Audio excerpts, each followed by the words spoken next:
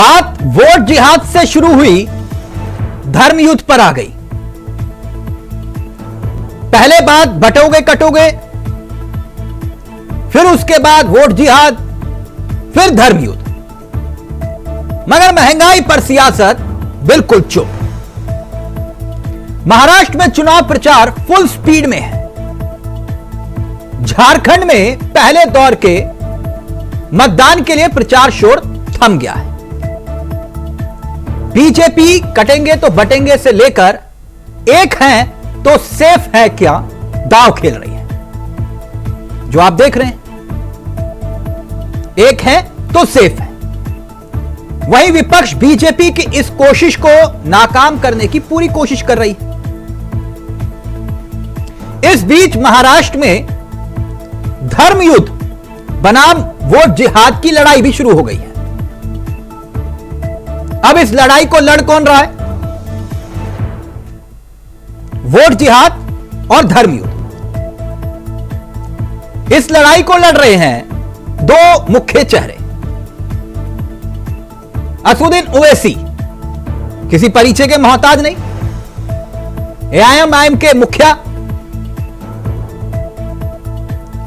और महाराष्ट्र में अपनी सियासी जमीन तलाश रहे हैं।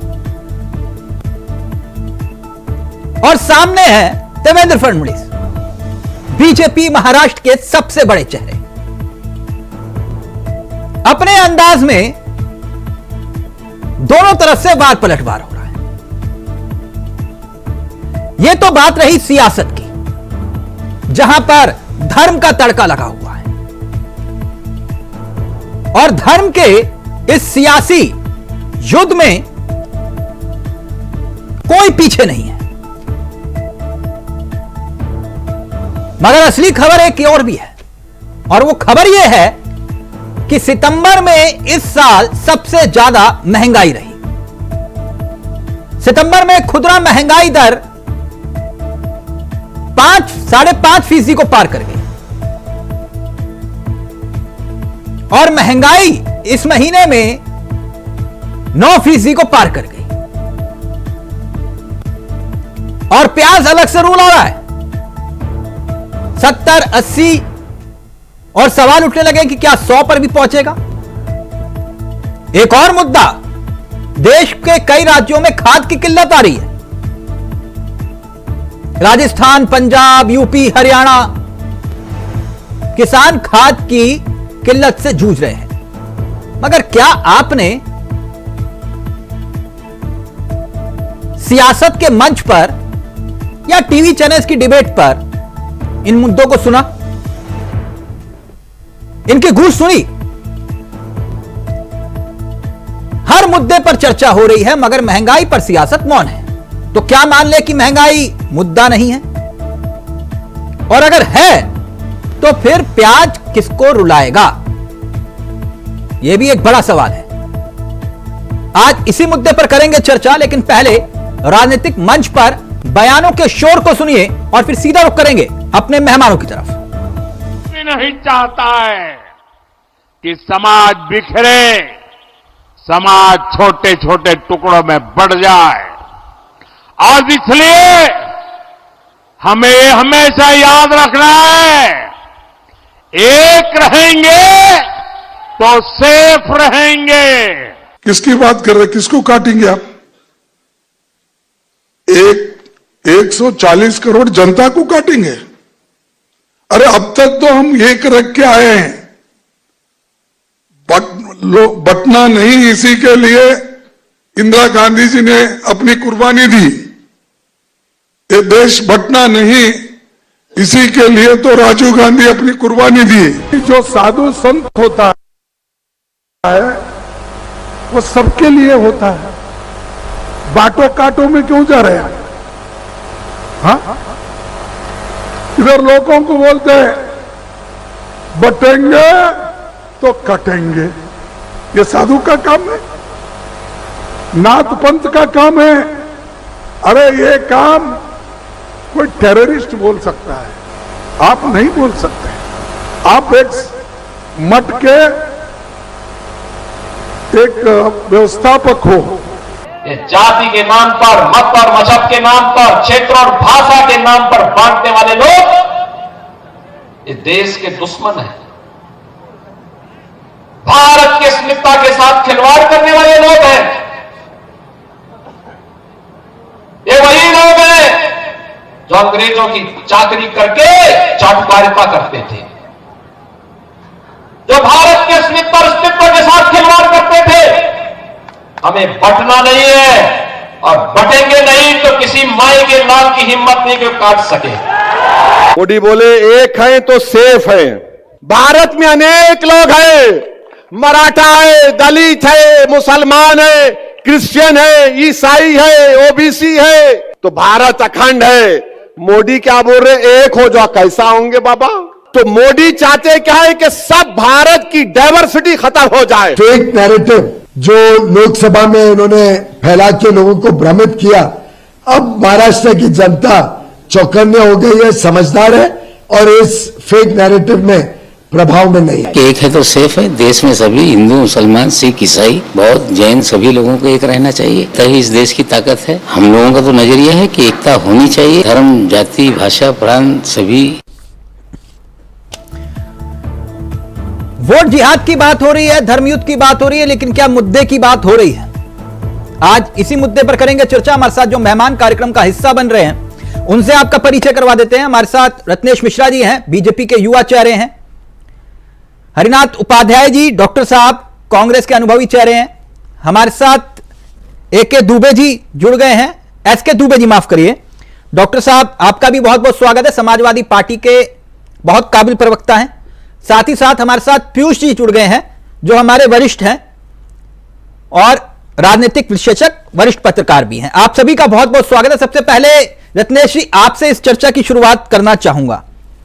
धर्म युद्ध हो रहा है, सियासी युद्ध में धर्म युद्ध हो रहा है। एक है तो सेफ हैं, लेकिन बटेंगे, कटेंगे, वोट जिहाद करेंगे, धर्म युद्ध भी लड़ेंगे, महंगाई की बात नहीं करेंगे। नहीं रत्नेश जी, क्या मुद्दों के आधार पर चुनाव हो रहा है? तिलक जी, आपको और सभी साथी पैनलिस्टों को और देश की जनता को मेरी तरफ से नमस्कार। जी नमस्कार। देखिए तिलक जी, आपके चैनल के माध्यम से तो सबसे पहले मैं मल्लिकार्जुन सिंह खड़गे जी ने जो पूज्यमान योगी आदित्यनाथ जी के अभद्र टिप्पणी की उसकी निंदा करता हूँ और उनको याद दिलाना चाहता हूँ कि अगर वो सन्यासी पर टिप्पणी कर रहा है तो इस देश के स्वतंत्रता के इतिहास में अंग्रेजों के विरुद्ध पहला विद्रोह सन्यासियों ने नहीं किया था, तो सन्यासी विद्रोह। शायद उनको इतिहास नहीं बताया गया होगा या इन्होंने इतिहास नहीं पढ़ा होगा, इसमें मेरी कोई गलती। दूसरी बात, धर्म युद्ध कौन है? अगर संभव हो पाए तो प्लीज फोन पास ले आइए। हाँ, मैं ये कह रहा हूँ जी कि अगर धर्म महत्वपूर्ण नहीं है, अगर कोई व्यक्ति कहता है, तो गांधी जी तो कहते थे कि भैया धर्म ही सबसे ज्यादा महत्वपूर्ण है, तो क्या कांग्रेस पार्टी और इंडिया गठबंधन आज गांधी जी के भी विरुद्ध चला गया है? गांधी जी तो यानी धर्म पर ही चुनाव होगा ना? नहीं, देखिए धर्म बिल्कुल आवश्यक है। अगर कोई आवश्यक है, लेकिन फिर चुनाव आयोग तो कहता है कि धर्म और मजहब के आधार पर आप वोट नहीं मांग सकते। हमने धर्म के नाम पे वोट कहाँ मांगा चावला जी? हमने तो कहा एक है तो सेफ है। नहीं तो आपने ये भी तो कहा ना, बटेंगे तो कटेंगे। बिल्कुल बटेंगे तो कटेंगे। तो किससे कटेंगे? अब तिलक जी हम लोग जब प्राइमरी में पढ़ते थे तो हमें एक लकड़हारे की कहानी पढ़ाई जाती थी। नहीं, वो कहानी हमने कई बार सुनी है कि पांचों लकड़ियों को जोड़ लो तो फिर वो टूटेगी। तो यही तो योगी आदित्यनाथ जी कह रहे हैं भाई। मैं वही तो जानना चाह रहा हूं, वो टूटेगी किससे? वो कौन तोड़ना चाह रहा है? देश विरोधी लोग, जैसे कि भारत के विचार के विरोधी लोग, राम विरोधी लोग, सनातन विरोधी लोग। हाँ, सनातन विरोधी का नाम नहीं ले रहा हूं। हाँ, नहीं, सनातन विरोधी यानी आप ये कह रहे हो ना कि हिंदू एक हो जाओ। नहीं, हमने कहा एक हो जाइए। अरे भाई, भारत का प्रत्येक निवासी हिंदू है। हाँ, भारत का प्रत्येक निवासी हिंदू है। तो फिर आपकी सरकार में हिंदू खतरे में कैसे आ गया? हमारी सब, अरे फिर वही तो हम कह रहे हैं भाई। सर, ये तो बहुत बड़ी टेंशन की बात हो गई कि आपकी सरकार होते हुए भी हिंदू खतरे में आ गया। क्योंकि ये हम नहीं कह रहे, ये वो ताकतें कह रही है जो सर, जब ताकतें, जब आप खुद ही कह रहे हो कि आप, सर ये हिंदुओं के लिए नहीं है ना। अगर हिंदुओं के लिए तो फिर हिंदू खतरे में आपकी सरकार में, इसका मतलब ये हुआ। नहीं, हमने तो हिंदुओं को पूरी सुरक्षा दी है और पहली बार हिंदुओं को उनके संवैधानिक अधिकार दिए हैं तिलक जी। पहली बार नहीं जैसे तो कि नहीं, इन्हीं की सरकारों में ना कांवड़ यात्रा निकाल सकते थे, हाँ। ना हनुमान चालीसा बजा सकते थे, हाँ। सब पे रोक थी। आप देखिए पश्चिम बंगाल में दुर्गा पूजा करने के लिए कितने ज्यादा झंझट किए जाते हैं, दुर्गा पूजा की परमिशन लेने में कितनी दिक्कत आती है। हाँ। उत्तर तो प्रदेश ये में हमने बटोगे हिंदुओं को कटोगे पूरी- मतलब एक मिनट, तो ये हिंदुओं की बात कर रहे हो ना आप, सनातन की बात कर रहे हो ना? भाई मैं कह रहा हूँ कि भारत में रहने वाला प्रत्येक व्यक्ति हिंदू है। हाँ। सबको हिंदू मानते हैं। हम तो कह रहे हैं 3-4 पीढ़ी पीछे जाएंगे सब हिंदू है भाई। हाँ ठीक। हम तो सबको अपना मानते हैं। हाँ। हम तो कहते हैं असुद्दीन वैसे भी अपने तो फिर किससे खतरा है? खतरा किससे है? हिंदू है। खतरा किससे है? खतरा है देश विरोधी ताकतों से, भारत विरोधी ताकतों से। हाँ, तो देश में भारत विरोधी ताकतें हैं। अब बिल्कुल वो प्रत्येक व्यक्ति जो भारत के विचार के विरुद्ध बोलता है, जो भारत की आत्मा राम के विरुद्ध बोलता है, वो भारत विरोधी है, वो देश विरोधी है। तो इसलिए बटेंगे कटेंगे उसी पर ही वोट मांगेंगे।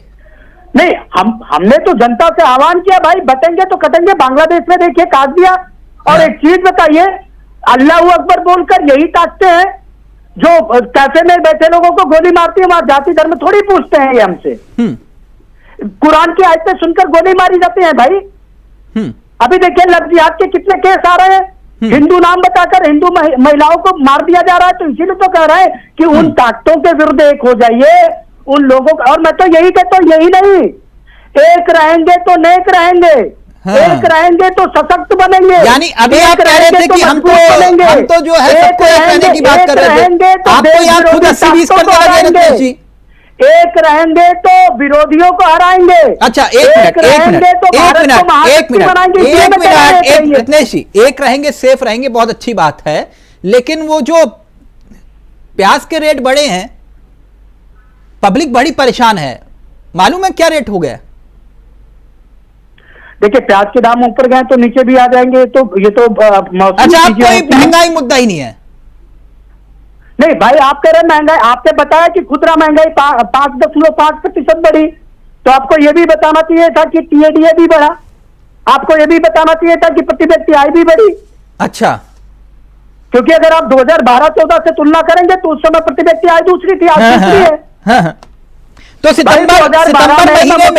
सितंबर महीने में महंगाई जो है, एक मिनट, मैं समझ गया आपकी बात। पहले महंगाई डाइन हुआ करती थी, जो आप मुझे समझा रहे हो मैं समझ गया। महंगाई पहले डाइन हुआ करती थी, अब महंगाई डार्लिंग बन गई है, मैं आपकी बात समझ गया। लेकिन आप ये कह रहे हैं ना कि सितंबर के महीने में महंगाई दर भले ही जो है 9% के पार पहुंच जाए, कोई टेंशन वाली बात नहीं है। नहीं, अभी भी हमने क्रीपिंग में रखा है। महंगाई का जो सबसे निचला स्तर होता है मुद्रास्फीति का, हाँ। 4 प्रकारों में, उसमें हमने रखा है उसको। नहीं, महंगाई दर जो है सितंबर के महीने में, गलत तो नहीं बता रहा ना, 9% के पार पहुंच गई, इस पर चर्चा नहीं हो रही है कहीं, मैं जानता हूं। अरे तिलक जी, वही तो मैं कह रहा हूं, हमने अभी भी क्रीपिंग मोड में रखा है उसको। यानी काबू में है महंगाई? नहीं, 0 से 10% का जो सबसे कम महंगाई के प्रकार का जो आंकड़ा होता है उसके अंदर रखा हमने उसको। अच्छा, तो महंगाई मतलब काबू में है, आप ये कह रहे हो। अच्छा, प्याज का रेट नहीं बता रहे आप? इनकी सरकारों में तो इससे भी ज्यादा होता था। अच्छा, तो 100 का आंकड़ा छुएगा नहीं छुएगा प्याज? नहीं, देखिए बिल्कुल, अगर प्याज के दाम बढ़ना है तो उस पर हमारी सरकार काम करेगी। हम उस पर सब्सिडी देकर महाराष्ट्र में स्तर पर बेचकर गरीबों को उपलब्ध कराएंगे। जानते हैं ना, गरीबों को उपलब्ध कराएंगे। महाराष्ट्र और प्याज का क्या गरीबों मतलब है? को उपलब्ध कराएंगे। महाराष्ट्र और गरीबों को सस्ती प्याज उपलब्ध कराएंगे। महाराष्ट्र और प्याज का मतलब समझते हैं ना सर आप? देखिए, मैं बिल्कुल कह रहा हूं कि ये नहीं कह रहा हूं कि महंगाई नहीं बढ़ी, लेकिन प्याज के दाम प्रत्येक वर्ष इस मौसम में बढ़ ही जाते हैं। ये कोई बहुत बड़ी बात नहीं है। बड़ी बात नहीं है जी, कोई बड़ी बात नहीं है महंगाई दर 10% के पास पहुंच जाए। अरे हम कह रहे हैं अभी भी हमने सबसे निचले स्तर के आप इन मुद्दों पर वोट क्यों नहीं मांगते हो? अरे बिल्कुल भाई, हम तो कहते हैं कि हमने एक्सप्रेस वे बनाए, हमको वोट चाहिए। हम तो कहते हैं हमने ये नहीं, तो आप तो बटोगे कटोगे की बात कर रहे हो ना? अरे भाई, हम उसकी भी बात करते, क्यों नहीं करेंगे? इसके साथ हम सारी बातें करते हैं। हाँ। जैसे आपने कहा कि हम जो 500 रुपए का सिलेंडर, एक मिनट रत्नेश जी अभी क्लियर कर लेते, कोई दिक्कत नहीं है, आप ही को पूरा वक्त दे रहा हूं, युवा साथी है हमारे आप। आपने जैसे कहा कि 500 रुपए का सिलेंडर देंगे, सत्ता में आएंगे, आपने कहा ना सर, मैं गलत तो नहीं कह रहा? नहीं, हम तो अभी भी सब्सिडी का सिलेंडर दे रहे हैं गरीबों को। रत्नेश जी सवाल तो ले लीजिए ना, आपने कहा ना 500 रुपए का सिलेंडर देंगे। बिल्कुल देंगे। कोई एक ऐसा राज्य बताइए जहां आप चुनाव जीतने के बाद 500 रुपए का सिलेंडर दे रहे हो। अरे भाई, हम इनकी सरकारों से कम पे दे रहे हैं। नहीं, एक राज्य बताइए जहां 500 रुपए का दे रहे हो सिलेंडर। बात की खत्म करें। देखिए जैसे आप राजस्थान में आए, आपने कहा 450 रुपए का सिलेंडर देंगे, तो आप 450 रुपए का दे रहे हो? नहीं दे रहे हो ना अभी। तो ऐसा कौन सा राज्य है जहां पर आप 500 रुपए का सिलेंडर दे रहे हो? उज्ज्वला के तहत उज्ज्वला की बात नहीं कर रहा, 500 रुपए के सिलेंडर देने की बात कर रहा हूं। उज्ज्वला के तहत आप दाम पता कर लीजिए भाई। रत्नेश जी, मैं आपसे पूछ रहा हूं कोई एक राज्य जहां पर आप पूरे राज्य की जनता को 500 रुपए में सिलेंडर दे रहे हो, एक राज्य। अरे आप उज्ज्वला के तहत दाम तो पता करवा लीजिए। उज्ज्वला योजना के लाभार्थियों को गैस सिलेंडर कितने में मिल रहा है? मैं उज्ज्वला योजना अलग है सर, आप राज्यों के घोषणा पत्र में कह रहे हो 500 रुपए का सिलेंडर, मैं वो पूछ रहा हूं आपसे। नहीं, उज्ज्वला गरीबों के लिए है। गरीबों के लिए? उज्ज्वला के लाभार्थियों के लिए है। अच्छा, तो मतलब 500 रुपए का सिलेंडर किसी राज्य में है नहीं ना अभी? आराम से पानी दे रहे हैं हम। आप उज्ज्वला गैस सिलेंडर के लाभार्थियों का दाम पूछिए ना। मैं उज्ज्वला की बात नहीं कर रहा हूं सर, राज्यों के घोषणा पत्र में आपने लिखा, जैसे राजस्थान में वसुंधरा जी ने पोस्टर पकड़ा था 450 रुपए का। हमने महाराष्ट्र के घोषणा पत्र में कहा है महाराष्ट्र में सरकार बनते ही देंगे। नहीं, आपने राजस्थान में भी कहा था कि 450 वो पकड़ा था आपने पोस्टर कि 450 रुपए का देंगे। हमारे पास राजस्थान की जनता ने 5 वर्ष का समय दिया, हमने जितने वादे किए हैं सब पूरे करेंगे धीरे धीरे। मतलब जब अभी सत्ता में आए हुए प्रभु राम की कृपा से तो बहुत वक्त हो गया, लेकिन इन मुद्दों पर बात नहीं होती रत्नेश भाई। देखिए आप मुस्कुरा रहे हैं, है ना? नहीं क्यों मत भाई, सारे मुद्दों पे बात होती है। नहीं, इस मुद्दे पर कहां हो रही है सर? महंगाई की मैंने आपसे बात की, आपने बात से कहा कि नहीं वो तो अलग मामला है। अरे बताइए ना, खड़गे जी कहां बोल रहे हैं? खड़गे जी तो भगवा और योगी जी पे टिप्पणी करने में व्यस्त हैं। यस, यानी उपाध्याय जी उनकी पिच पर आकर खेलोगे नहीं, और फिर कहोगे कि नहीं हम तो विपक्ष के नेता हैं और जनता की आवाज उठा रहे हैं। आप तो उनकी पिच पर जाकर खेल रहे हो, इसका मतलब यह हुआ अगर वो धर्म युद्ध कर रहे हैं तो आप भी कम नहीं है कि नहीं? तिलक जी देखिए, हमारे नेताओं ने आदरणीय राहुल गांधी जी हो, खड़गे जी हो, सभी कांग्रेस पार्टी इंडिया गठबंधन के लोग ने मुख्य मुद्दा चाहे लोकसभा चुनाव हो चाहे विधानसभा का हो, महंगाई, बेरोजगारी, महिला सुरक्षा, किसानों की आय बढ़ाना यही रहा है। किसानों की हार गए ये बीच में ये देखिए राहुल गांधी जी 2014, 17, 19, 22, 24। रत्नेश जी एक मिनट, अभी उपाध्याय जी रहेंगे सिर्फ। रत्नेश जी 1 मिनट प्लीज। ये इनकी यही कमी है कि सड़क पे चिल्लाते या स्टूडियो में भी चिल्लाते, बीच में ना बोले, इनके बीच में हमने कुछ नहीं बोला। ठीक नहीं होगा अगर बीच में बोलेंगे। मैंने तो बस एक सवाल पूछा कि आप ये बातें करते थे और फिर भी चुनाव हार जाते हैं। एक मिनट आप बीच में नहीं बोलेंगे। उपाध्याय जी आप मेरे सवाल का उत्तर दीजिए जी। बोलिए ना सर। आपने जो कह रहे थे राजस्थान के अलावा हरियाणा में भी इन्होंने कहा था 450-500 में सिलेंडर, तो ये झूठा है। भाजपा का मतलब है बहुत झूठा पार्टी। ये बस चुनाव और जो वादा करके जनता के सामने मुकर जाए उसको क्या कहते हैं? वही झूठा पार्टी।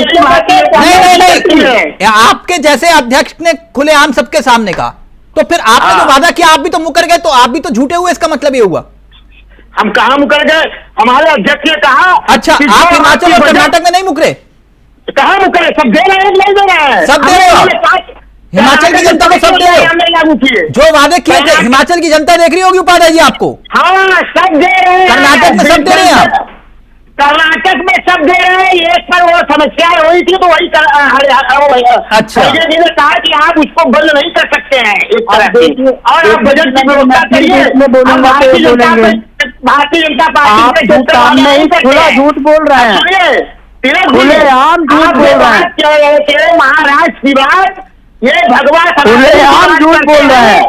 आज इनके काल में देखे लगातार बोलेंगे, इनके समय में हिंदू सबसे अधिक खतरे में है। मुझे तो नहीं समझ में आता है कि इतनी बातें करने के बाद भी आप चुनाव हार जाते हैं।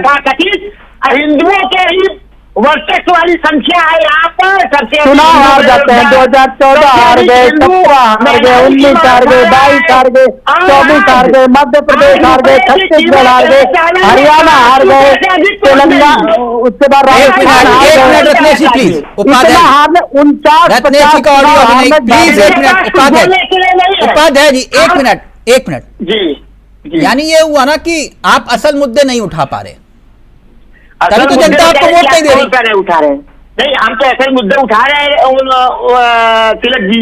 हम संविधान सुरक्षा करेक्टर की बात करते हैं तो ये कहते हैं हम संविधान नहीं, हम मनुस्मृति से देश के लाएंगे, संविधान सुरक्षित करेंगे, इमरजेंसी नीचे रहेगा प्लीज पीसीआर। हम संविधान की कापियां बांटते हैं, भरे हुए तेरे कापियां कोई कापी बांट रहे हैं। ये बताइए झूठा है कि नहीं है? उपाध्याय जी, राहुल गांधी उपाध्याय जी, ये हरियाणा में भी तो यही सब था, तो हरियाणा वहां तो में मुद्दे आपकी थाली में परोसे हुए थे ना। तिलक जी देखिए, आपने तो कुल्हाड़ी ढूंढी और वहां पर जाकर पैर मारा अपना। नहीं तो 12% हमारा वोट बढ़ा है कि नहीं बढ़ा है? बहुत बहुत बधाई हो आपको। 12% हमारा वोट बढ़ा और बहुत बहुत बधाई हो आपको। हम लोग कोर्ट तक जाएंगे, वहां पर नहीं, आप कोर्ट में जाओ, जनता की अदालत में तो आप हार गए, आप कोर्ट भी जाओ, कोई दिक्कत नहीं है। नहीं, जनता की अदालत में हारे नहीं, हमारा 12% वोट मिला, मत मिला। और ये वही तंत्र का काम महाराष्ट्र और झारखंड में करना चाहते हैं। अब हम लोग सतर्क हो गए हैं और चुनाव आयोग को हम लोग एप्लीकेशन दिए हैं बार बार। देखिए राहुल गांधी की फिर शिकायत हुई है चुनाव आयोग से। देखिए राहुल गांधी जी लोगों के निशाने पर, क्योंकि राहुल गांधी जी का परिवार इस देश की एकता और अखंडता के लिए शहीद होता रहा है। राहुल गांधी जी लोकतंत्र के लिए अभी जेल जाएंगे तो क्या बुरा है, लेकिन हम जातिगत जनगणना की बात करेंगे, हम संविधान संरक्षण की बात करेंगे, हम युवाओं की बात करेंगे, करेंगे बात। दुबे जी एक मिनट, क्या असल मुद्दों से भटकता हुआ चुनाव दिखाई दे रहा है? दुबे जी, डॉक्टर साहब, जिन मुद्दों पर चर्चा होनी चाहिए मामला वहां पर धर्म के आधार पर चुनाव का हो रहा है। नहीं, देखिए भारतीय जनता पार्टी हमेशा वो प्रयास करती है कि कैसे इसको डाइवर्ट किया जाए। वो कभी भी विकास की बात नहीं करेगी।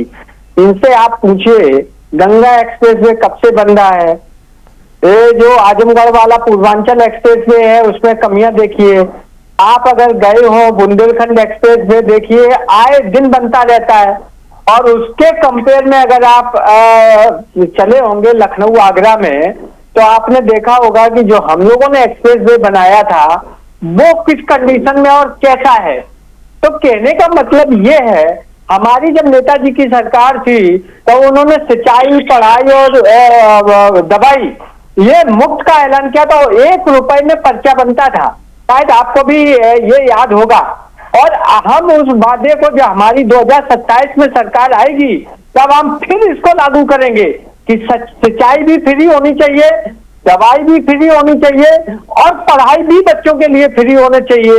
क्योंकि आज इतनी महंगाई, आप विचार करिए, एक MBBS डॉक्टर बनाने के लिए 1 करोड़ रुपया चाहिए और डोनेशन वाले तो जो होता है उनका तो 2-2, 3-3 करोड़ का रेट चलता है। कैसे एक बच्चा गरीब, मैंने आपसे पूछा कि क्या मुद्दे के आधार पर चुनाव हो रहा है, लग रहा है आपको? तो वही तो मैं बता रहा हूं ना कि ये सब उनकी एक रणनीति का हिस्सा है। वो इस पे बात ही नहीं करेंगे कि हम विकास की बात करें। आप देखिए कहीं भी हो, चाहे उत्तर प्रदेश में बाई इलेक्शन हो, महाराष्ट्र में हो या झारखंड में हो, ठीक है, ये झारखंड, ये हरियाणा जीत गए कांग्रेस की फेलियर के कारण, ये जीत गए। कांग्रेस ने अगर थोड़ा भी संयम और दिलेरी दिखाई होती तो परिस्थितियां आज दूसरी होती। नहीं, दिलेरी तो आपको यूपी में भी दिखानी चाहिए थी उपचुनाव में। आप भी तो हारी हुई सीटों पर कह रहे हो कि जो बचा कुचा ले जाओ, ये तो वो वाली बात है ना। दुबे जी, आपको भी गिरबान में झांकना चाहिए अपने। नहीं, उपचुनाव और मेन चुनाव में बहुत जमीन आसमान का अंतर होता है। अच्छा, यहाँ सरकार नहीं बना लेंगे। तो आप भी तो हारी हुई सीटें कह रहे हो कि भैया जो है ये ले लो, अब इससे ज्यादा नहीं मिलेगा, ये सम्मान होता है सर। आप भी दिलेरी दिखा देते।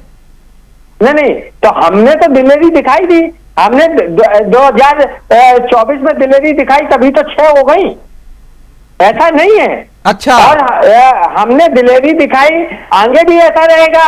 कि 27 में जब हम सरकार में आएंगे तब वो भी रहेंगे हमारे साथ, तो हमारी तो दिलेरी है। अच्छा, ये लेकिन दिलेरी कहने थी का तभी मतलब- 6 हो गए। हाँ ठीक, प्लीज कंटिन्यू। डेफिनेटली हमें हमारा वोट ट्रांसफर हुआ, उनका वोट हमें ट्रांसफर हुआ, निश्चित तौर पर इसमें कहीं कोई दो राय नहीं। तो हरियाणा में क्या किया इन्होंने, क्या क्या गलती की इन्होंने? देखिए, जो रात गई बात गई उस पर हमें चर्चा करने की जरूरत नहीं। अच्छा, लेकिन हरियाणा आज का छोड़ जो दो, आपका ठीक।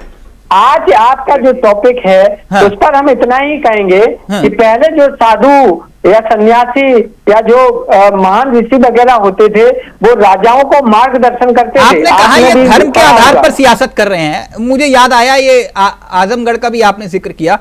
आजम खान साहब से मुलाकात, परिवार से मुलाकात करने गए अखिलेश यादव। ये अचानक कैसे परिवार की याद आ गई?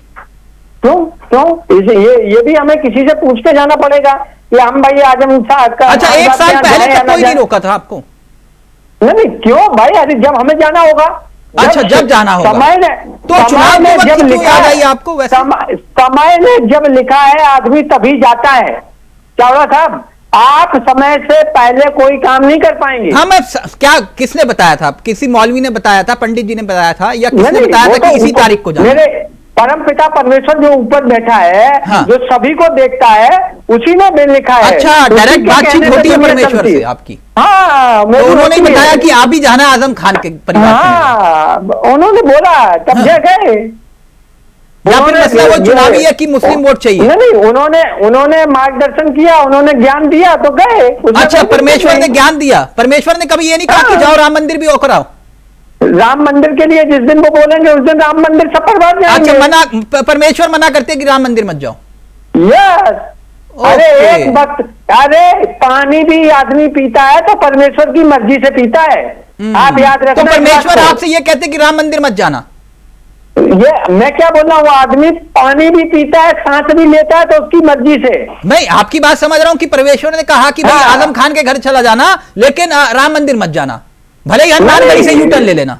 राम मंदिर भी जब ईश्वर बुलाएगा तो राम मंदिर सपरिवार भी जाएंगे, अकेले भी जाएंगे, उसमें कोई दिक्कत नहीं है। नहीं, वो तो कोई दिक्कत नहीं है दुबे जी। शायद आपको जानकारी नहीं है, मैं आपको बता दूं हाँ। कि बाबा केदारनाथ का इटावा में भव्य मंदिर बनाया जा रहा है। इसके लिए आप कभी चर्चा नहीं करेंगे दुबे जी, कि वो कौन बना रहा है, क्या बना रहा है, क्यों बना रहा है। एक मिनट नहीं, उसकी आप चर्चा नहीं करेंगे ना। एक मिनट।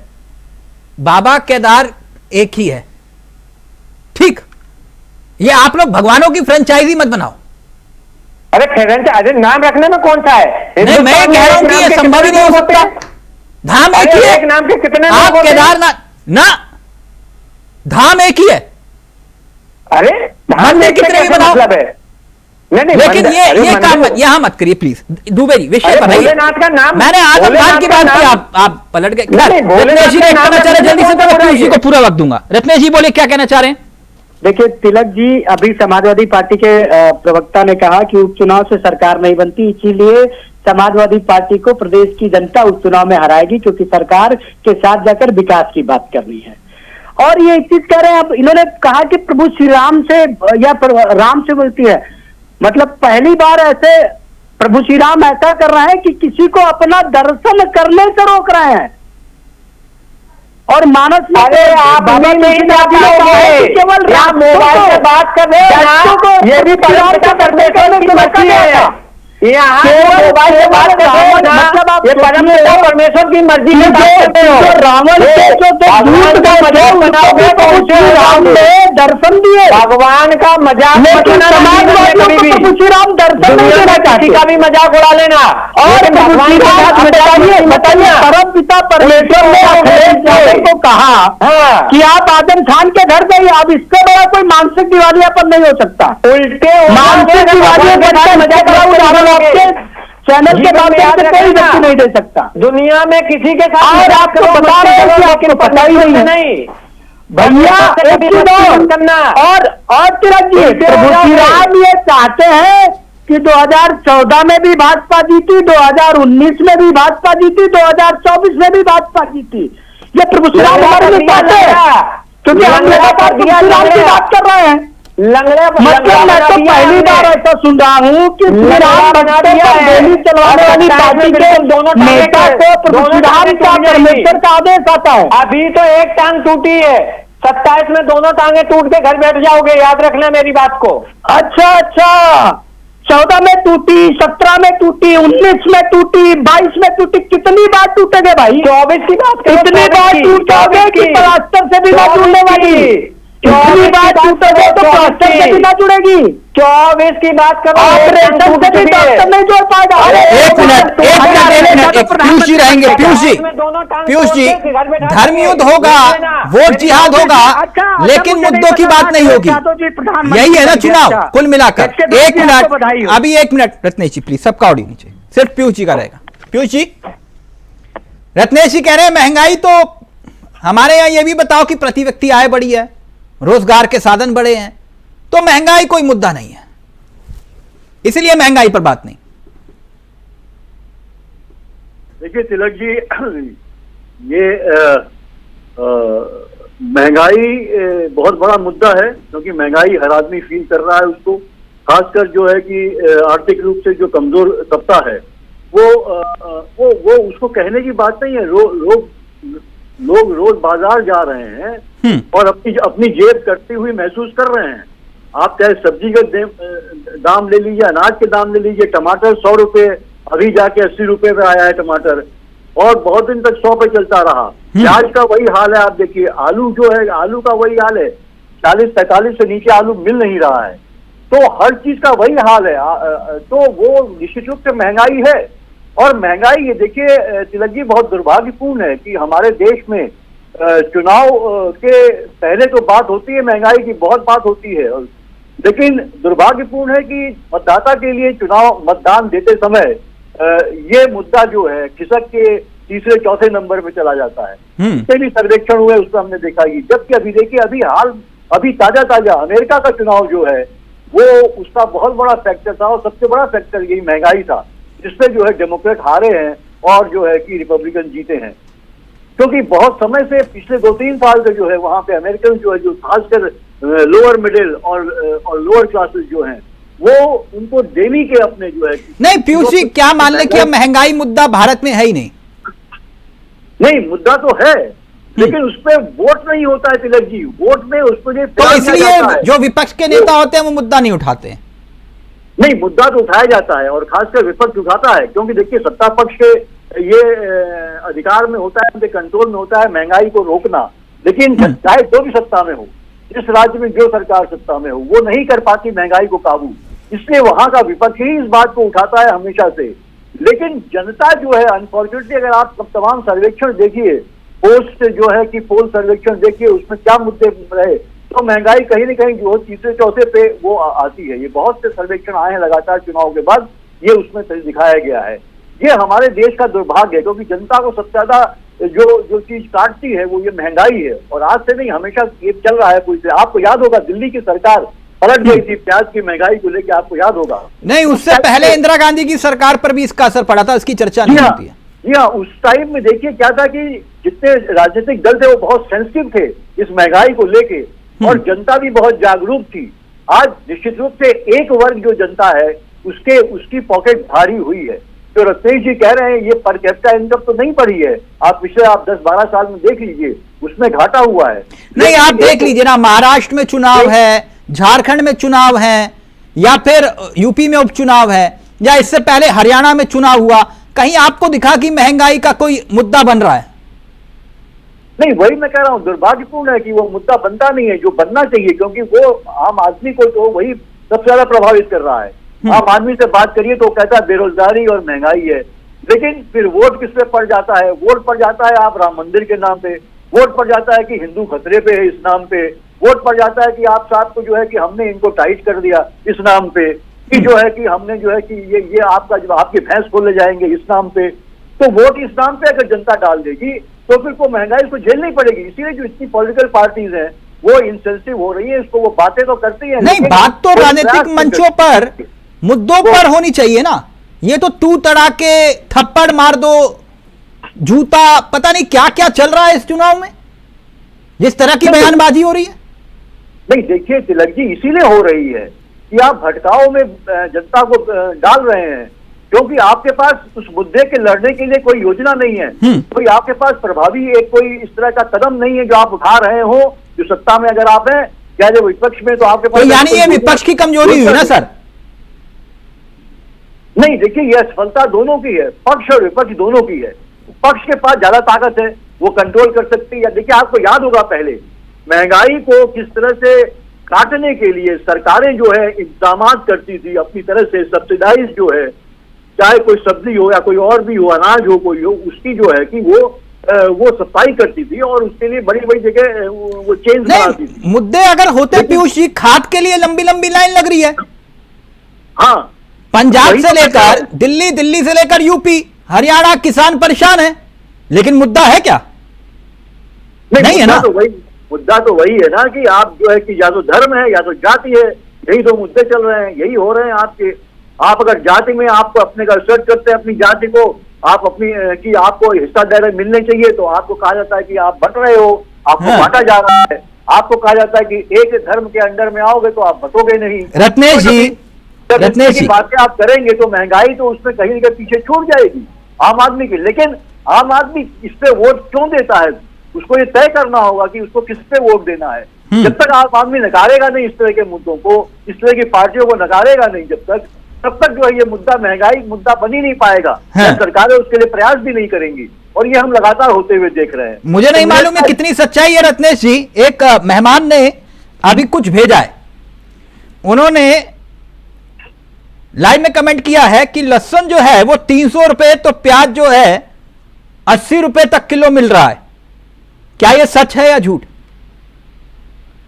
आगे वो बता रहे हैं कि हरी सब्जियों के भाव आसमान छू रहे हैं, एक दो हरी सब्जियों को छोड़ दें तो हर हरी सब्जी जो है वो 60 रुपए किलो से कम नहीं है। दाल जो है वो 150 रुपए तक, और सरसों तेल 155 रुपए तक से 170 रुपए तक। क्या यह सच है? रत्नेशी का ऑडियो। दाल तो 200-250 रुपए किलो बिक रही थी, 155 में आ गई, तब तो कम हो गई है। जिन्होंने सरसों के तेल की बात की, तो सरसों के तेल की बात इनके मुताबिक देखे तो 185 रुपए कम हुआ, क्योंकि 200 के आसपास था, कम हुआ है। तो यानी महंगाई कम हो गई। अब मैं आ जाता हूँ, एक बार फिर और आ जाता हूँ। इन्होंने जो कहा, देखिए हमारे यहाँ तो लहसुन अभी कल परसों में अपने घर के लिए खरीद के गया हूँ, 130 रुपए किलो मिला है। उसको पता नहीं कौन 250 में दे रहा है। ठीक, हमारे यहाँ प्याज अभी भी, तो आपके यहाँ कितने 50 रुपए में मिल रहा है लहसुन? नहीं, हमारे यहाँ 130 रुपए में मिल रहा है, लेकिन उनके यहाँ 250 मिल रहा है, तो दुगने का अंतर हो गया ना। अच्छा, पता नहीं कहाँ से वो लहसुन खरीद रहे हैं, आपके यहाँ लहसुन खरीद रहे हैं वो। ठीक है, अब अगर उनको लगे तो आ जाए हमारे गाँव में, हम उनको वहीं से खरीदवा देंगे। अच्छा, आपके गाँव से खरीद लें? हाँ, ले जाए 2-4। तो खाद भी नहीं, देखिए खाद को लेकर जो लाइनें लगी हुई है लंबी लंबी, देखिए खाद को लेकर लाइनें लगी हैं, तो उसका भी विकल्प हमारी सरकारों ने दिया है। हमने लिक्विड यूरिया का भी प्रबंध किया हुआ है। हाँ। बहुत सारे किसानों को लिक्विड यूरिया भी दिया जाए। किसान लंबी लंबी लाइनें लगाकर क्यों खड़े हैं और आप खाद नहीं हमारे पा रहे? मैं देखिए तिलक जी, मैं भी एक किसान परिवार का हूँ। मेरे यहाँ भी धान की कटाई चल रही है और गन्ने की सिंचाई वगैरह चल रही है। हाँ। अभी हमारे यहाँ यूरिया की मुझे तो नहीं लगता कि ऐसी कोई किल्लत दिख रही है। नहीं, खाद की कोई किल्लत नहीं है। नहीं, मेरे यहाँ तो नहीं, क्योंकि जमीन पे जो मैं देख रहा हूँ मेरे यहाँ खाद की किल्लत ही नहीं है पूरे। नहीं, मेरे यहाँ नहीं है। नहीं, मेरे यहाँ नहीं है। हो सकता है कि सप्लाई चेन में कुछ दिक्कत हुई हो, आपूर्ति ना पहुंची हो। जो आपने वो लंबी लंबी लाइनें देखी हैं जो खाद को लेकर लगी हुई हैं, मैं फिर वही तो कह रहा हूँ कि सप्लाई चेन में कुछ बाधा आई होगी, नहीं पहुंची होगी, उसके बाद सप्लाई चेन में सभी राज्यों में बाधा आ रही होता। सुनिए तो अगर ना मिला होता तो किसान आंदोलन कर रहा होता। अच्छा, तो यानी किसान जो है खाद की लड़ाई लड़े या फिर आंदोलन करें? आप ये कह रहे हो कि किसान उस लाइन को छोड़कर आंदोलन कर रहा होता, ये कह रहे हो आप? नहीं, हाँ बिल्कुल भाई, अगर ना मिल रही होती तो किसान तो पूछता ही ना सरकार से। बात तो रत्नेश जी सही कह रहे किसानों को खाद मिल रही है, और अगर नहीं मिल रही है तो आप लोग भी तो मुद्दा नहीं उठा रहे हो। नहीं, हमने किसान पूछता। एक मिनट, समाजवादी पार्टी किसान नहीं है तिलक भाई। नहीं, किसान तो फिर आप भी नहीं है सर।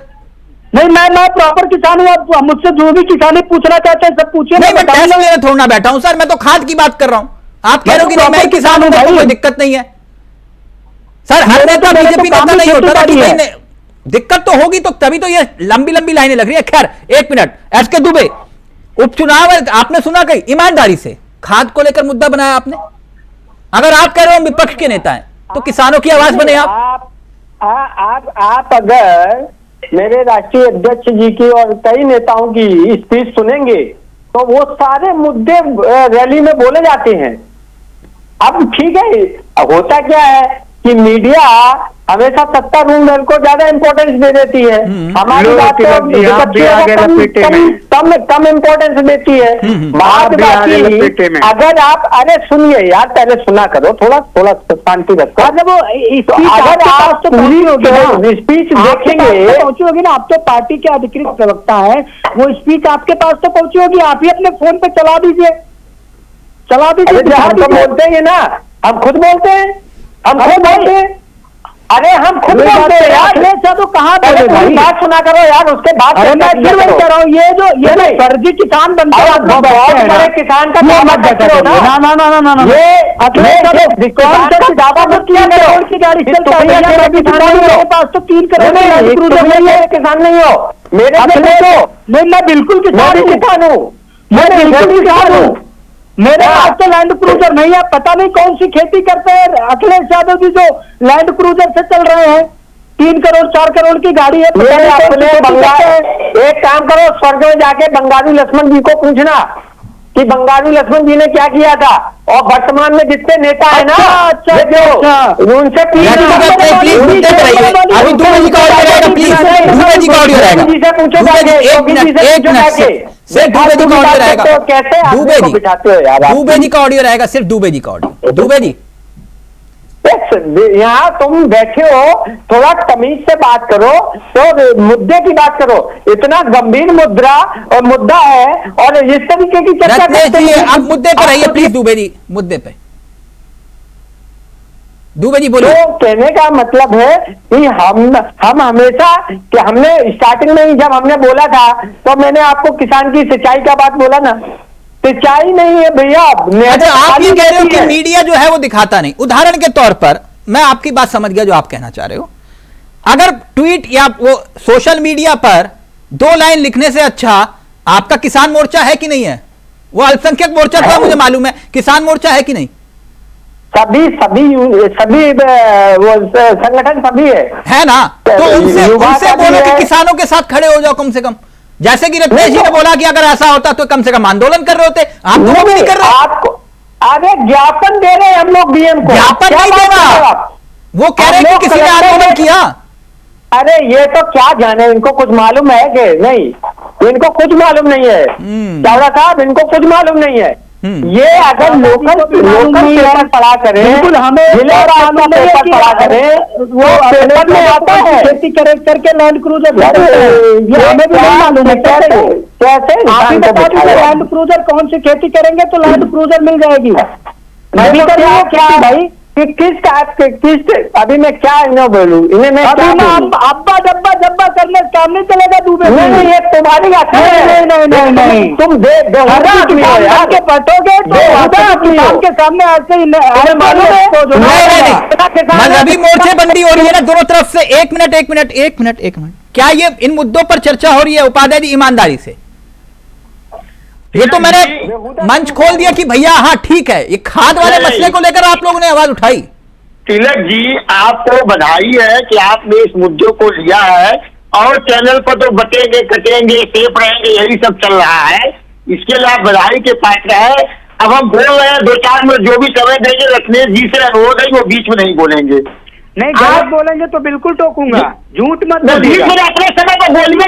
और तिलक जी अगर बोलेंगे तो कृपया झूठ तो हमको न बुला करें। मिश्रा जी प्लीज, रत्नेश जी आप युवा प्रवक्ता है, एक अच्छे वक्ता की निशानी होती है कि दूसरों को भी सुने। आपको बहुत लंबा जाना है आगे, 1 मिनट रुक जाओ रत्नेश जी प्लीज, सुनिए। वो ऐसा है तिलक जी, पूरे देश में महंगाई है, पूरे देश में बेरोजगारी है, पूरे देश में खाद की किल्लत है, पूरे देश में लहसुन प्याज की कीमत आप बता रहे हैं, हमारे बड़े भाई पीयूष पंत जी बता रहे हैं, हम लोग बता रहे हैं, हम लोग बेकार है। ये कहें आंदोलन करें, अरे भैया आंदोलन करेंगे तो हम आंदोलन जीवी कहेंगे, खालिस्तानी कहेंगे, आतंकवादी कहेंगे। 750 किसान मर गए, तब जाकर आपने बिल वापस किया। अब ये सब ऐसी समस्या है, खाद है, पानी है, बिजली है, बेचारे किसान लाइन लगाए कि आंदोलन में जाए। हम लोग क्या पार्टी अब ये फ्रंटल संगठन किसान मोर्चा है, वो अपने अपने जिले पर ये मांग रख रहा है, अपना अपना आंदोलन कर रहा है, लेकिन कौन दिखाएगा? न मीडिया दिखाएगा, न सरकार दिखाएगी। रह गई जैसा कि पीयूष बड़े भाई कह रहे थे, ये भी सत्ताधारी पार्टी जो वास्तविक मुद्दे उसको आने ही नहीं देती है। चुनाव के पहले ही बटेंगे, कटेंगे, कहेंगे तो सेफ रहेंगे, हिंदू कट रहा है बांग्लादेश में, कनाडा में, ये सब साजिश है। कौन लगी समझिए तो उपाध्याय एक मिनट जी जी, जो बात पीयूष जी कह रहे थे मैं उसी बात को उठा रहा हूं, फिर पीयूष जी के पास ही जा रहा हूं। आपके मुताबिक कि भैया ये तो मीडिया नहीं दिखा रहा, मीडिया नहीं दिखा रहा इसलिए आप मुद्दा नहीं उठा रहे। 2014 से पहले, एक मिनट रुकिए ना सर, 2014 से पहले के विपक्ष को याद करिए जी, जब आपकी सरकार हुआ करती थी और तब विपक्ष में ये होते थे, तो फिर इसका मतलब इनके अंदर ज्यादा काबिलियत थी। नहीं तिलक जी, आप दबाते नहीं थे विपक्षियों को। जेल भेजना, ईडी, सीबीआई, आईटी, ये सब करके जो बोलने वाले, नहीं अभी तो आप शहादत की बात कर रहे थे, आप जेल जाने से डर रहे हो। तो शहादत हमारे लेकर नहीं दे रहे हैं राहुल जी। अच्छा, जेल जाने से डर रहे हो, इसलिए महंगाई की बात नहीं कर रहे हो। नहीं हम तो कर रहे हैं टीवी पर, लेकिन आम आदमी की जो आप बात कर रहे हैं, हम सरकार में रहते हुए बोलने की आजादी देते हैं। सरकार की कमियां अगर है तो उसको बताइए, हम उसको खुशी से स्वीकार करते हैं। ये तो हरकाते हैं, जेल भेजने तक सब हिम्मत नहीं करता है। पीयूष जी, एक मिनट पीयूष जी, विपक्ष के नेता क्या मैंने गलत उदाहरण दिया? 2014 से पहले अगर महंगाई मुद्दा नहीं है या फिर है, जैसा कि विपक्ष कह रहा है, आ रहा हूं दुबे जी आपके पास, तो फिर 2014 से पहले के नजारे वो तो पूरे देश ने देखे। वो तो 500 रुपया सिलेंडर 400 था तो इतना बवाल हुआ। उस टाइम में इसमें कोई दो राय नहीं है कि जब बीजेपी विपक्ष में थी तो एक काफी मजबूती के साथ वो जो है वो सड़कों पे आती थी। और हमें याद अभी भी जंतर मंतर पे उसे किस तरह से लगातार जो है भारतीय जनता पार्टी के लोग उसमें जो है कुछ वो वहां पे सड़क पे उतरते थे। और जो है कि वो यहाँ तक कि हमने बहुत जो फोटो अक्सर दिखाई देती है स्मृति ईरानी की जो फोटो, वो गैस सिलेंडर को लेके जो है वो लगातार जो है कि वो, हालांकि अब उसकी खुद की सरकार में भी वही हाल हो रहा है कि महंगाई बढ़ रही है, नहीं कर रहे हैं, वो अलग बात है। लेकिन जब विपक्ष में थे तो निश्चित रूप से भारतीय जनता पार्टी। पीयूष जी, मैं एक बात कह रहा हूं, जैसे उपाध्याय जी ने आपके सामने कहा और दुबे जी ने कहा मीडिया कसूरवार है। भाई ठीक है, मैं मान गया आपकी बात, अपनी गिरबान में हम भी झांक रहे हैं कि अगर धर्म के आधार पर सियासत के मुद्दों को दिखाना मीडिया बंद कर दे तो शायद ये बंद हो जाए, आपके मुताबिक बिल्कुल सही। लेकिन अब दुबे जी, एक मिनट, पीयूष जी की बात पूरी हो जाए। पीयूष जी से सवाल है मेरा, आपको दूंगा, आपको पूरा मौका दूंगा, एक मिनट रुक जाइए ना। मैं एक उदाहरण दे रहा हूं, थोड़ा करेक्शन में लोकल मीडिया जो होता है पेपर, वो चीज को दिखा रहे हैं, लेकिन वो नेशनल न्यूज नहीं बनती, ये कहने का मतलब। एक मिनट पीयूष जी, मैं ये कह रहा हूं कि उपाध्याय जी, जैसे कि आपने बहुत अच्छा उदाहरण दिया कि 2014 से पहले जाइए और स्मृति ईरानी जो है खुलकर महंगाई को लेकर जिस तरह से मुद्दा बनाती थी पूरे देश में गूंजता था, ऐसा ही एक मुद्दा उदाहरण के तौर पर उदाहरण दे रहा हूं मैं, जैसे उपाध्याय जी और दुबे जी की शिकायत भी दूर हो जाएगी। प्रियंका गांधी ने भाई मोर्चा खोला और वो झाड़ू लगाते हुए तस्वीरें सबको याद होंगी। अगर प्रियंका गांधी ऐसे ही सिलेंडर उठा के सड़कों पर आ जाए तो कौन से देश का मीडिया जो नहीं दिखाएगा? बिल्कुल तिलक जी, आप सही बात कह रहे हैं, क्योंकि ये तो कमी है। देखिए आज के विपक्ष में ये कमी है, वो बातें करते हैं लेकिन सिर्फ जो भाषण में बात करते हैं, सड़कों पे नहीं उतरे। जब तक आप सड़कों पे नहीं उतरेंगे, आप सड़कों पे उतरेंगे। अब राहुल गांधी जो है कि यात्रा पे निकले ना, देश जोड़ने की यात्रा पे निकले, तो मीडिया को जो है मजबूरन उनको दिखाना पड़ा। पहले ही भले थोड़ा दिखाया, कंजूसी के साथ दिखाया, लेकिन बाद में उसको वो अवॉइड नहीं कर सका मीडिया, क्योंकि आप नहीं कर सकते। तो आपको पब्लिक लाइफ में इन्वॉल्व होना पड़ेगा, आपको सड़क पर उतरना पड़ेगा और जनता के मुद्दों को लेके आपको निरंतर लड़ाई लड़नी पड़ेगी। जब संसद चल रहा है संसद में लड़िए, जब नहीं चल रहा है तो आपको बाहर आना ही पड़ेगा। और यही कमजोरी है बहुत बड़ी विपक्ष की। आपने अपने भाषण में कह दिया या चुनावी में रैली में कह दिया, उससे तो बात नहीं बननी है। आपको लगातार जो है सड़कों पे आके धरना प्रदर्शन करना पड़ेगा, अपने को अरेस्ट करवाना पड़ेगा, थाने भरने होंगे, ये सब तमाम करना पड़ेगा, तब वो मुद्दा जो है राष्ट्रीय फलक पे जो है वो गंभीरता से सामने आता है और फिर सरकार भी मजबूर होती है। देखिए किसान आंदोलन सरकार क्यों मजबूर हुई? सरकार तीनों कानून वापस देने के लिए इसलिए मजबूर हुई कि किसान जो है वो पूरे के पूरे जो है आंदोलन पे आए थे और महीनों बैठे रहे, वो हटे नहीं अपनी जगह से। रत्नेश, अब एक बात बताइए, मैं बड़ा इंटरेस्टिंग एक मुद्दा है, वो इंटरेस्टिंग नहीं कहूंगा, बड़ा दुर्भाग्य वाली कहानी हो जाती है। देश के प्रधानमंत्री पक्की नौकरी देने की बात कर रहे हैं, ठीक रत्नेश जी, पकड़ के युवाओं को नौकरी देने की बात कर रहे हो ना आप, महाराष्ट्र में भी और झारखंड में भी जी। लेकिन प्रयागराज में क्या हुआ? देखिए वो तस्वीरें देखी आपने? देखिए एक चीज मैं स्पष्ट कर दूं, प्रयागराज में जो बेरोजगारों पर जो लाठीचार्ज हुआ वो जायज है? मुझे ना आप अनइंटरप्टेड 40 सेकंड से दीजिएगा बस। उत्तर प्रदेश में कुछ परीक्षाओं के पेपर लीक हुए, उसका हमारी व्यवस्था पर दुष्प्रभाव पड़ा और उसको रोकने के लिए हमने इस बार सभी निजी संस्थाओं को सेंटर की लिस्ट से बाहर कर दिया। हमने केवल सरकारी संस्थाओं को सेंटर बनाया और सरकारी संस्थाओं में भी उन संस्थाओं को सेंटर बनाया जहां पर सीसीटीवी की पूरी व्यवस्था है, जहां पर फुल प्रूफ व्यवस्था है।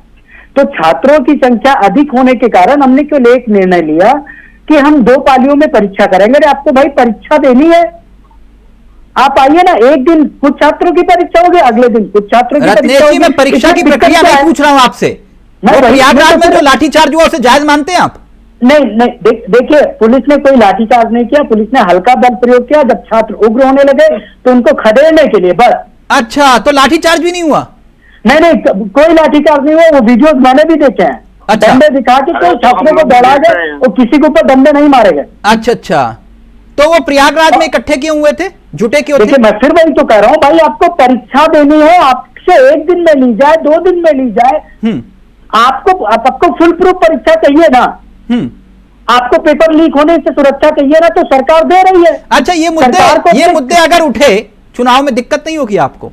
देखिए मैं आपको एक चीज बड़े स्पष्ट कर दूं, छात्रों को केवल एक बात की दिक्कत है कि नॉर्मलाइजेशन होगा तो कुछ मेरिट ऊपर नीचे जाएगी। आप पढ़ के जाइए, मैं भी परीक्षार्थी रहा हूं, मैंने भी प्रतियोगिता परीक्षाओं की परीक्षाएं दी हैं। हमने कभी नहीं कहा कि हमसे परीक्षा इस तरह नहीं जाए। अब आयोग इस बात को निर्धारित करेंगे ना कि परीक्षा का प्रारूप कैसा होगा, परीक्षा किस सेंटर पर ली जाएगी। यूपीपीएससी की जो बात कर रहे हो, धांधली को रोकने के लिए तो अभ्यर्थियों ने मोर्चा खोला। देखिए जितने भी पेपर लीक हुए हैं उन पे सभी दोषियों पर कार्रवाई की गई, कोई बख्शा नहीं गया है। और पेपर लीक न हो इसी बात के लिए सरकार प्रयासरत है। नहीं तो फिर आप ये कह रहे हो कि लाठीचार्ज भी नहीं हुआ ना? नहीं, अरे क्या बात आप कर रहे हैं? मैं क्या बात कर रहा हूं? लाठीचार्ज हुआ है? क्या छात्रों को हम दीवार तोड़ने का अधिकार दे देंगे? क्या कानून व्यवस्था बनाने के लिए केवल उनको दौड़ाया गया? आप एक चुनाव में भाई पंजाब, आप जहां जा रहे हो वहां कह रहे हो कि हम पक्की नौकरी देंगे युवाओं को, और जो ऑलरेडी जो है, जो जुटे हैं, आप नारा दे रहे हो बटेंगे कटेंगे, और दूसरी तरफ ये जो जुड़ेंगे आप उन्हें तोड़ेंगे। तिलक जी मैं फिर स्पष्ट कर दूं, आयोग का ये अधिकार है कि वो परीक्षा किस प्रकार कराएगा। यदि हम सिलेबस, आउट ऑफ सिलेबस कोई चीज लाके रख रहे हो आपके सामने, कोई ऐसी चीज आपके सामने लाके रख रहे हो जो आपके ये समस्या का समाधान क्यों नहीं ढूंढ पाए? प्रयागराज में इकट्ठा होना पड़ा उनको। देखिए केवल इसलिए ताकि परीक्षा की तिथि को एक्सटेंड करवाना जाए, केवल एक मांग है उनकी। अच्छा, कि परीक्षा की तिथि को एक्सटेंड करिए। ऑलरेडी कई तिथियां एक्सटेंड हो चुके, फिर यही विपक्ष वाले कहेंगे कि परीक्षा नहीं हो रही है, परीक्षा करवा रहे हैं। दुबे जी, आप तो इतना कोहराम काट रहे हो, वो कह रहे कि कोई लाठीचार्ज नहीं हुआ। रत्नेश जी कह रहे मैं सारी तस्वीरें देखी, कोई लाठीचार्ज नहीं हुआ। बस 2 साल और इंतजार करिए, कहानी इनकी पूरी है। चाहे छात्र हो, नौजवान हो, किसान हो, इनकी कहानी पूरी करने के लिए तैयार बैठा है। मेरा छोटा सा मुझे मौका, ये चीज अभी स्टार्टिंग हो गई है, तो अभी इनका जिनको जो करना हो ये भर्ती नहीं करा पाए, ये सड़कों की रिपेयरिंग नहीं करा पाए, ये महंगाई नहीं रोक पाए। अरे क्या क्या ये इनने वादे किए थे, एक भी वादा पूरा नहीं कर पाए। आप देखिए वाराणसी में मर्डर होता है, कहीं बरेली में मर्डर होता है। प्रयागराज वाली घटना पे रहो अभी, एक मिनट डूबे जी। नहीं एक बात बता रहा हूँ, ये प्रयागराज में सबको इंक्लूड कर रहा हूँ कि इन्होंने कहाँ किस मुद्दे पर ये ऐसा बोल सकते हैं छाती ठोक के कि नहीं हमने ये करके दिखाया। आज हम गर्व से कह सकते हैं कि हमारा बनाया हुआ है। आज हमें गर्व से जल्दी से रखते हैं जी प्लीज, वक्त खत्म हो गया, जल्दी। पुलिस भर्ती निकाली थी। तिलक जी हम 2014 भी जीते, 2019 भी जीते, 22 भी जीते और 24 भी जीते, 17 भी जीते। हम इसलिए जीते क्योंकि हमने जनता के मन को टटोला और जनता जो चाहती थी उसको हमने दिया और जनता ने उसके बदले हमें बहुमत देकर, यानी ना बेरोजगारी मुद्दा है ना महंगाई मुद्दा है, कुल मिलाकर हम चुनाव जीत गए, बात खत्म। ठीक, okay. Upadhyay ji final comment. जनता ने हमें चुनाव जिताया है। इनसे पूछिए इसके पहले क्या वहां के रहे, दिल्ली आ रहे, बिहार आ रहे, इसके बाद जो है यहाँ कर्नाटक आ रहे, सब आ रहे, हिमाचल आ रहे, सब आते जा रहे, महाराष्ट्र में आ रहे।